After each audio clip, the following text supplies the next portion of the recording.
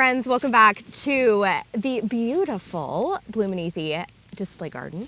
And I am gonna do some containers today. Now, containers are something I love. I love them so much because I feel like they are such a great beginner item, and also you can get crazy advanced with these. So today I want to show you how to pull together a nice little trio and kind of my secret recipe, my magic sauce for how to create something simple, easy, yet totally dynamic. And really it starts with your centerpiece. Now, a centerpiece is an important thing. And I think a lot of people get caught up in containers being filled with only annuals. And I'm here to tell you that is a fabrication. They are lies, don't listen to them. I love a container with an annual, a perennial, a shrub, a tiny tree. Sometimes I actually love a container that has no flowers and is just what I refer to as a texture pot. So what I'm gonna do is I'm gonna walk you through the 3 selections that I've made today, and we'll go from there. Let's make some magic happen. We're gonna start with this big kahuna. Now, when you are working with a container of this size, I always recommend you are going for a 2-gallon and up. Now, if you've got a little guy like this, you can stick with a quart. A little guy like this, a quart or a gallon, but a big kahuna, we need to play big. And so for that one, I have this glorious specimen. This guy is cherry on top. And what is really lovely about this particular specimen, gotta get it out here. Woo, look at that root. This is just like peak visual interest. You get this gorgeous coloring coming out and a really beautiful lacy foliage. Now, I'm only gonna keep this in here for maybe a 1.5 years, but honestly, by that point in time, I may have plans for it in the landscape. So for a frame of reference, this Thorbaria came in a 2-gallon pot, and my container here is about 22 inches wide. And like I said, you're gonna want to look at the growth rate of whatever you are planting, but I love a shrub in a container. And this one, I love that it's filling kind of a bit of a void here. We're getting a lot of visual interest. And here's the thing about containers. Visual interest is king. Containers are meant to be enjoyed from kind of more of a quiet place. This isn't a drive-by. This is a sit and stay a while. So visual interest is really important. Alrighty, next. I'm gonna do something kind of interesting. This is gonna be a bit of a smash pot, but I'm really excited about it. This one is a beautiful little plant called Phygelius. And this is Color Burst Rose. Now, the reason I chose this is because it has this beautiful raspberry tone that we're gonna see throughout all of our containers, and it picks up the little accent of Serraria right here. Do you see how sweet this is? And what a beautiful combination this is? The other thing that you're gonna notice is I'm choosing a plant with a really different shape. So this guy right here is a really strong inverted triangle. This one is also a bit of a V shape as well, but it's much more statuesque. We're getting this beautiful, almost like a candelabra look to it. And so that, when you're doing a trio like this, I find it's really visually interesting to vary the shapes of your centerpieces. This one, funny enough, I'm actually gonna place a little bit on the outside because I think I might build in some really fun texture in front. Gorgeous, gorgeous, gorgeous, gorgeous. Okay, right here, this container, by the way, is about, I would say, 14 to 16 inches wide. And so for me, a gallon size fits perfectly. I don't feel like you need to go above it. If you've got a robust quart, knock yourself out. Now this little guy is about 12 inches. And I'm about ready to break my rule. Are you ready? This one, I want to show you a texture pot. And the reason I want to show this to you is because not everyone has the time and the availability to switch out their containers seasonally. Sometimes it is nice to do a container that is just going to ride throughout multiple seasons, even multiple years. If that is you, my friend, this container is for you. Alrighty, we are here with my rule breaker. This is a gorgeous Hebe.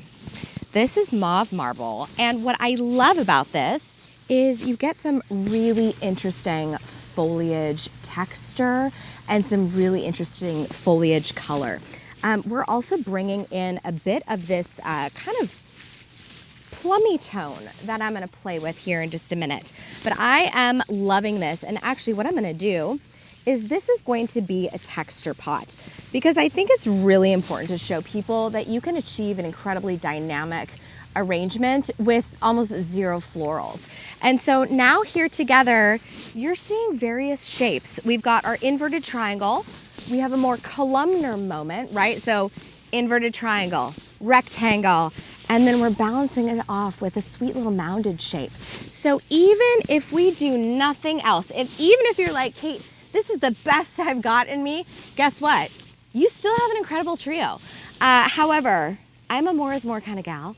And so I want to show you how I would then proceed to gussy up this little trio. So when I do a trio, for some reason, I always like to start with the big guy first. And I feel like it sets the stage sometimes. So for this one, I know that I want to bring in several textures. I know that I want to bring in some raspberry florals, and then I need some like fluffy bits to keep it interesting.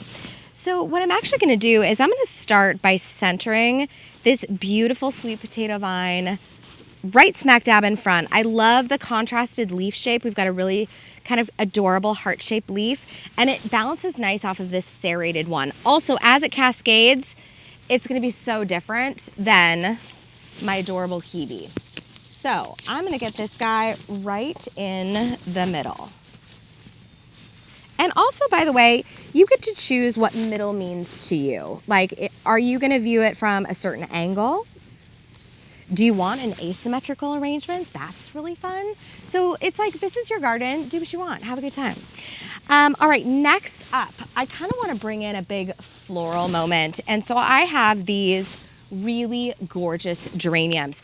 This is a geranium that has a slightly blue undertone to it. So right here, it's not matching, but it's all within the same tone family. And for me, I find that that's really important because you don't want to mix your cool tones and your warm tones. Sometimes it just doesn't ever work out right.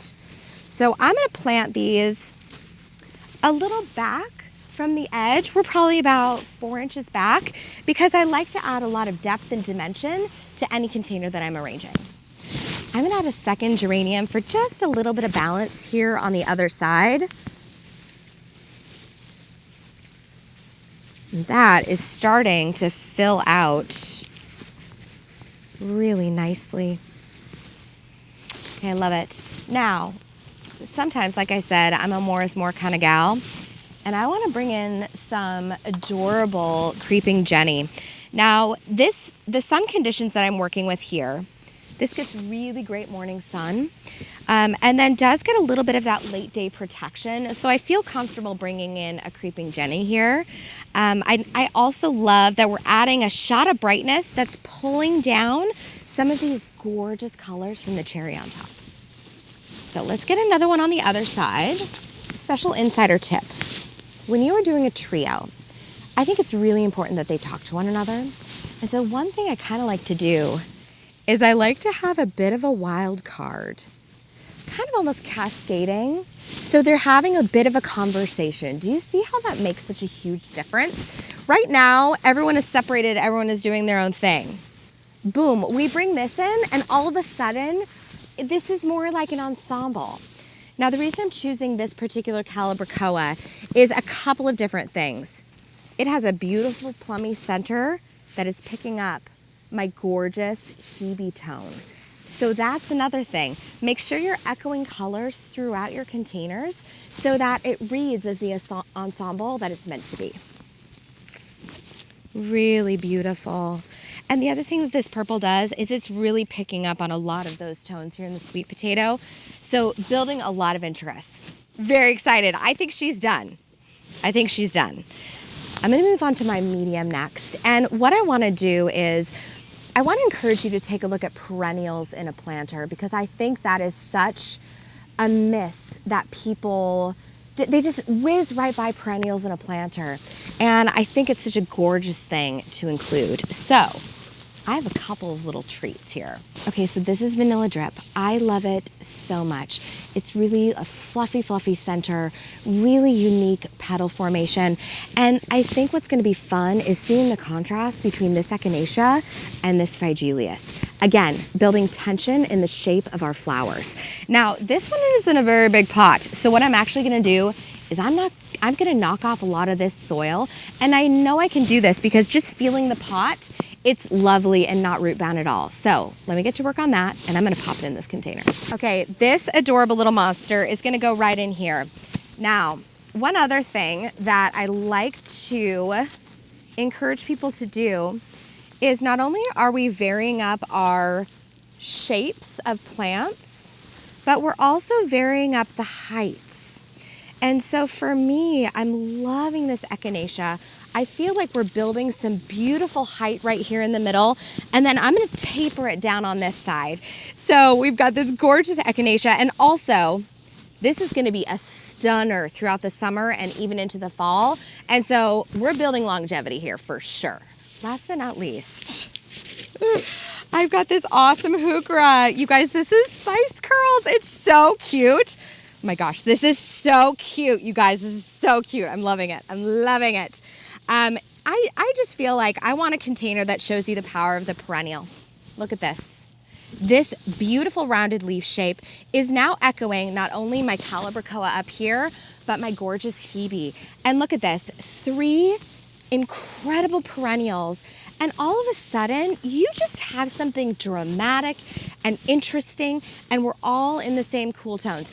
Now, a story on heucheras. I actually prefer a heuchera for the foliage, so I snap off the flowers when they emerge. Like I said, this is your garden. You get to do what you want. You get to make your own rules.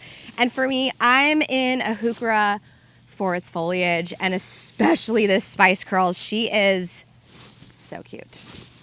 All right, friends, it's time to get weird. I'm gonna carve up some moss. Okay, this is like the most gorgeous, beautiful Scotch moss. I mean, would you look at this? She is gorgeous. But I want her to be a little bit smaller. And so what's beautiful about a plant like this, or even a perennial, is I call this bonus plant territory. And so I'm actually gonna dump this out of its little bucket, and I'm gonna use my Hori Hori to cut chunks of this off, and we're gonna give our adorable hebe a little skirt. Okay. Oh my gosh, look at this root structure. Now, don't freak out because mosses do this. This is like their jam. This is not unnatural. And what's great is this just means we get to literally carve a chunk of goodness. Okay.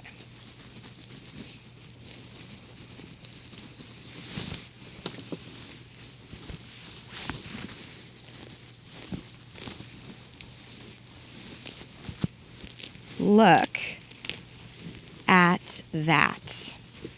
Now, the reason we're doing this is because this is nature's highlighter, and I'm going to show you what I mean by that.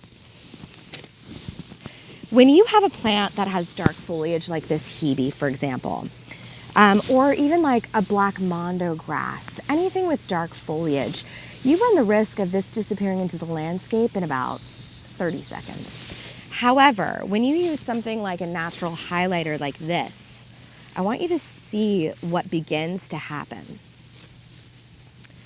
All of a sudden, not only does it help this hebe not disappear into the landscape, but now you get to actually appreciate each individual leaf here because we're giving it a background. We're giving it a friend to sing to.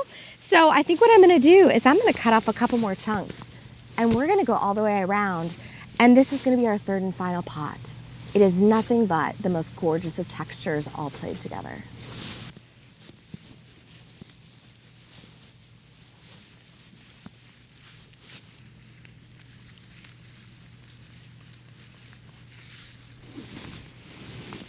All right, my friends, So here we have it.